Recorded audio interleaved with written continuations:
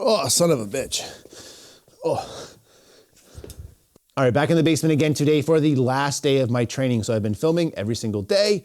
I've been getting great feedback from y'all. I appreciate that. And I figured to just show you a complete week. Today is more of just like a bench and upper body type day, which means it should be a relatively quicker day. Fridays tend to be an hour or less in most cases. We'll see with this filming and whatnot. But I wanted to start by talking about this barbell. I've been getting questions on, hey, why do you have that bar? Why did you choose that bar for that particular movement? So people seem to be interested in why I choose what I choose, given that I have so many barbells. Today, I wanted to share something special with you, something I haven't talked about on the channel before, posted on Instagram, and that is this bench bar. So this is a bench specific bar. Yes, they do make those. And this one is made by the Iron Wolf company, who is kind of well known in the States, depending on which federation you've competed in. So like if you've competed RPS, or some of maybe the federations down in the southeastern part of the United States, you're probably familiar with the Iron Wolf name at least. But they had a bench bar, a squat bar, a deadlift bar. They had a power bar as well. But I believe the person who founded Iron Wolf Barbell, Keith Wolf, used to work at York and was making their barbells and eventually transitioned to his own company. And he came out with some like powerlifting specific. And when I say powerlifting specific, I mean like the geared up, multiply equipped, veins popping in your forehead, quarter squat days of powerlifting, which is fine, but like obviously squat, bench, and deadlift specific bars aren't something that you would find in like a USAPL or IPF type meet where you just use a power bar for everything.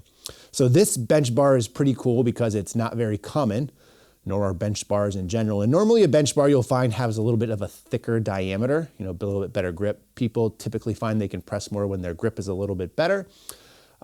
This one, however, is a 29 millimeter bar. It is stainless steel from what I can tell based off of my research and just some general testing here with vinegar to see if it makes a stain or not.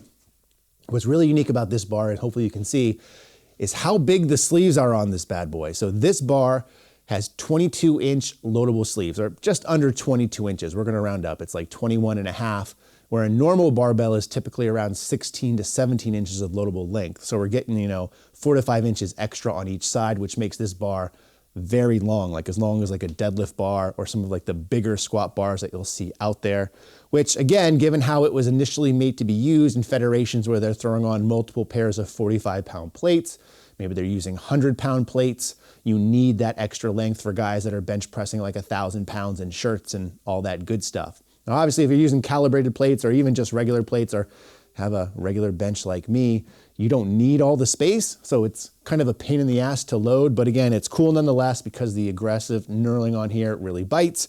Made in USA barbell. And again, very limited in terms of these hardly ever come up for sale, anything along the lines of Iron Wolf. And when they do, they're usually like at least $1,000 a pop.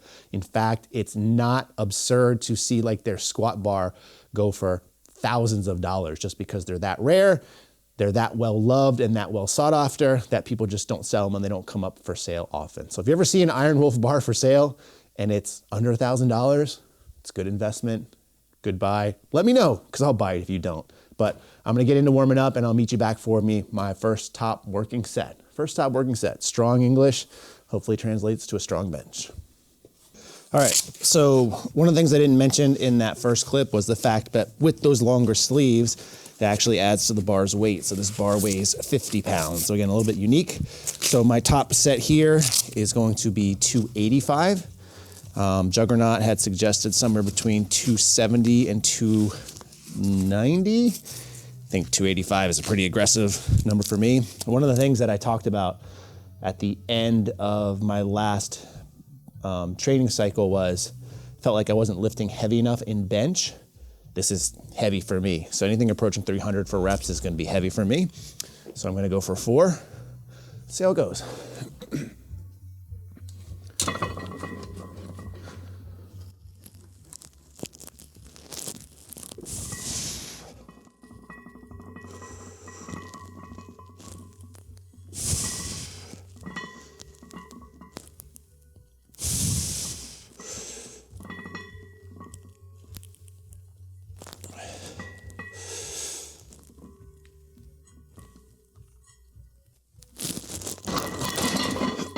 All right, speed-wise, 0.21.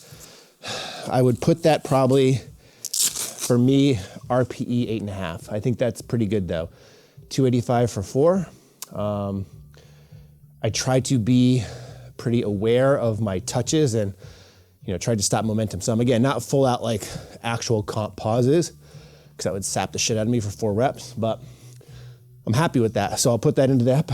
Actually, let's do that right now. So go into the app. Let's go to my training day. Let's go to my top set. We're gonna say 285 for 4 at an RPE 8.5. I now have 4 back off sets of 4 with 255, and given the work I've done this week, that should be pretty manageable. So depending on how those move, we might adjust. So I may or may not show you some more clips of the bench. All right, so I'm back. I don't know if I'm in frame. My head might not be, but that's okay. So obviously things have changed a little bit. That's why I'm back. This is my last back off set, so my 4th set of 4. First 2 sets done at 255. Previous set 260. Things have been going well. So last set is 265. One of the things that sucks about filming is that when I'm watching this back, especially like that heaviest top set, I notice my elbows kind of flaring back, which means they're probably not in the best position when I'm coming down. Maybe I'm tucking too much for my hand position and whatnot. But I try to correct that as I train, which isn't a good thing to do. So I'm just gonna try to have the best set I can right now.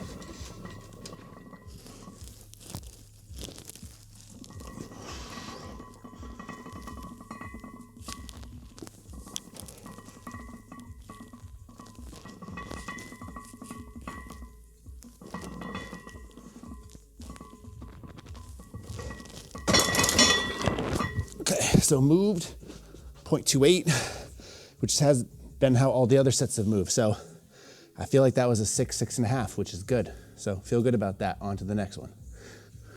All right, so even though earlier this week I said that I like to do a lot of barbell compound movements for back, one of the exceptions are chest supported dumbbell rows. And if any of you have been watching me for a long period of time, back before I started my first home gym back in like 2015, the gym I was going to previously for the year or two before that, this was a staple as a back movement for me, and I've brought it back. I really like it. And the nice thing with this Williams Strength adjustable bench, which is the same if you're gonna buy some of the Elite FTS, like higher end benches, this huge foot plate, obviously it's for spotters, and like the reason it's so big is because if you have this up for like a shoulder type movement, there's still like place where someone could stand to give you a spot if necessary. Other than that, they are pretty cumbersome. It adds to the weight of this a lot. I like the look personally, but for this movement, it's great because it basically gives you a dumbbell shelf to kind of rest them on. They're on the floor from where I have this pad set up, which is like 45 degrees. Probably be a little bit of a stretch or harder to get into, and this is just about perfect. The only downfall of this is, and you can't see it on this side, the handle to adjust this back ladder. There's a little thing that sticks out. So it's like right here on the back of this dumbbell. So when I lift, I basically have my hand positioned kind of in line with this. It doesn't extend past the pad, so I'm not hitting it, but it would be easier to set up if it wasn't there. But again, not a big deal. So I have a set of like 10 to 12 here. Usually you can go pretty heavier on these. So I'm having 90-pound dumbbells. And the goal is to just kind of pull right back, brace my chest against this.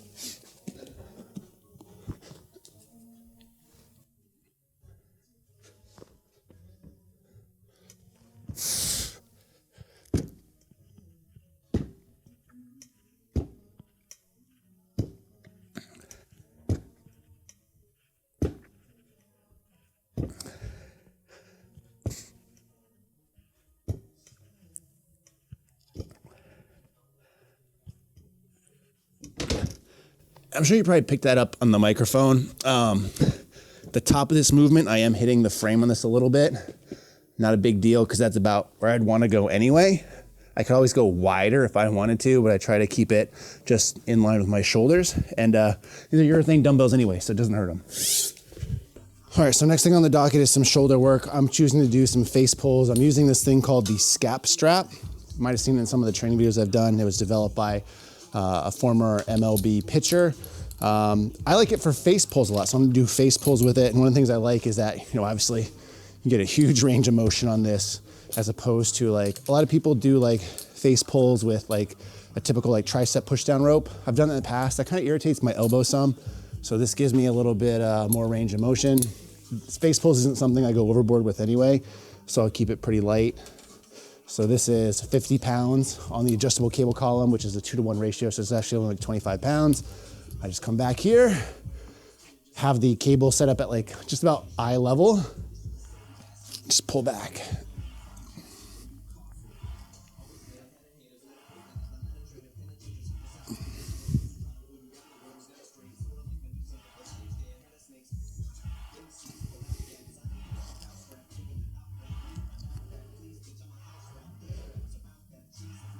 And these are one of these movements, it's an accessory movement. I don't go overboard with weight, number one, because if I did, it's gonna be really hard for me to get in position and maintain my position and focus on the movement instead of be really focusing on trying to keep my back straight.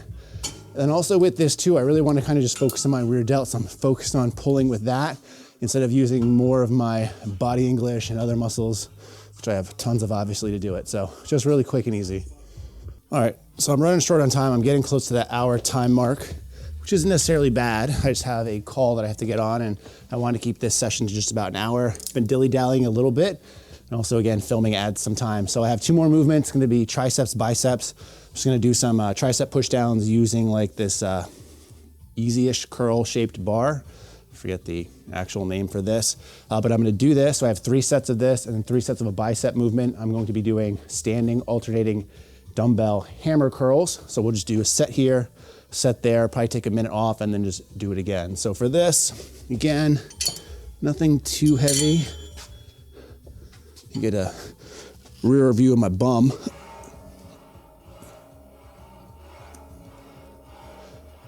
One of the things that I've been trying to think about doing is maybe utilizing myo reps here.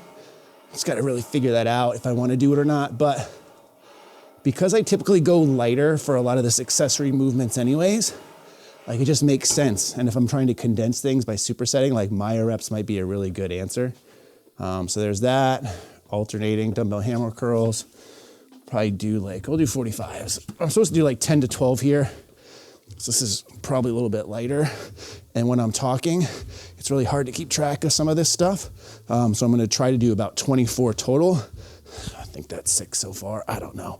But anyways, appreciate you guys watching. Thanks for the look in for this week. Hope you guys enjoyed it. I'll try to do these videos occasionally, maybe not every week, maybe once a week, maybe once every other week. I don't know, but we'll figure it out. In the meantime, as always, thanks for watching and stay big.